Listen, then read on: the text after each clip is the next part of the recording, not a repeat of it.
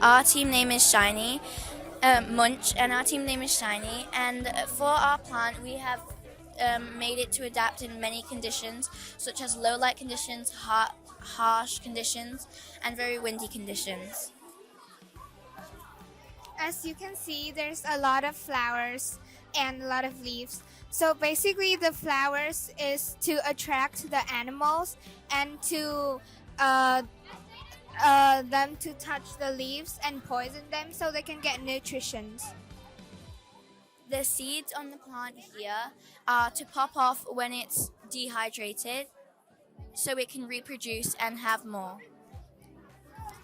It has very large and big stems to keep it tight in the ground unless or it will fall down and possibly break.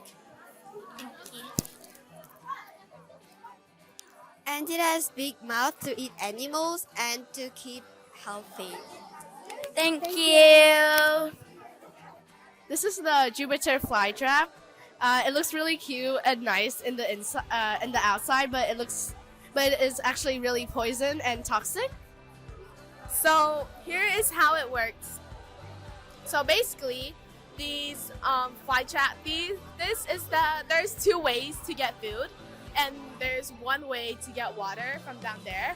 So if you leave it alone, then it'll actually get food for itself.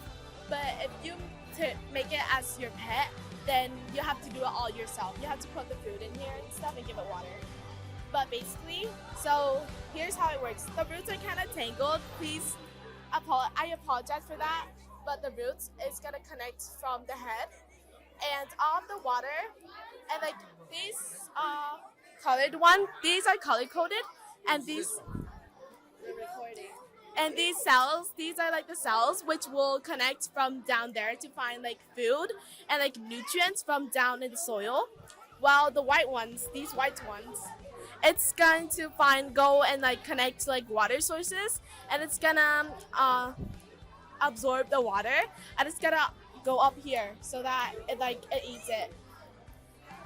And there's another way that they can get food by like the flies and insects and stuff are gonna go into here, and then they're gonna get junked by like the substances inside here, and then the fly trap is gonna eat it.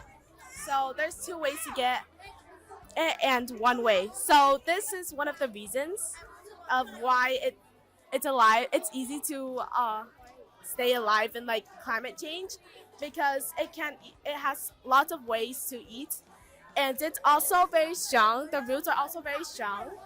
We have a video testing it, but it's kind of long. So yeah. Bye.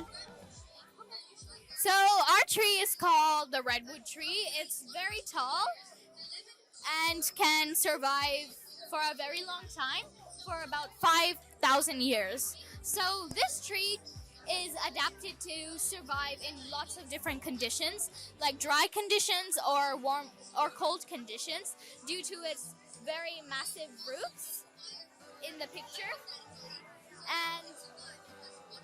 And this is the layers of the tree. The layers of the tree are very thick, which allows it to not be cut down and survive for a very long period of time. So a test that we did for the tree is to withstand it being blown down. It cannot be blown down due to its very strong and thick amount of leaves. And we have done several tests to test its ability to not be blown down or other such things.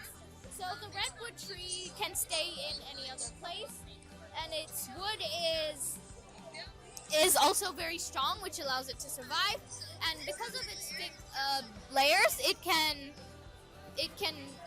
it's fireproof and cannot be put on fire and can survive for a very long amount of time. So the height of this model is about 75 centimeters, and yes. So this is the model of our model. It is the smaller version. So that is what we're supposed to do. Thank you.